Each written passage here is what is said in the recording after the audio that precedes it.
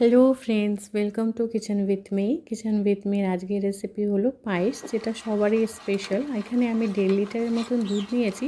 দুধটাকে খুব ভালো করে জাল দিয়ে নিয়েছি। এবার আমি 3 মুঠোর মতন চাল, গোবিন্দভোগ চাল ভিজিয়ে রেখেছিলাম, সেটাকে এবার দিয়ে দেব। দিয়ে ভালো করে নাড়াচাড়া দিয়ে চালটা যখন সিদ্ধ হয়ে আসবে, তখন ভিজিয়ে রাখা কাজু কিশমিশ আগের থেকে আমি ভিজিয়ে রেখেছি, আর এখানে এলাচটা গুঁড়ো করে রেখেছিলাম, এলাচ গুঁড়োগুলো দিয়ে দিয়েছি। কাজু কিশমিশগুলোও দিয়ে দেব। দিয়ে খুব ভালোভাবে নাড়াচাড়া দিয়ে নেব।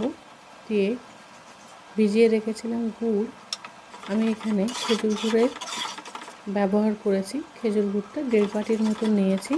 সে দিয়ে ভালো করে নাড়িয়ে চাড়িয়ে যখন ভালো করে ফুটে আসবে, গুড় দেওয়ার পরে এর মধ্যে 1.5 চামচের মতন ঘি দেব।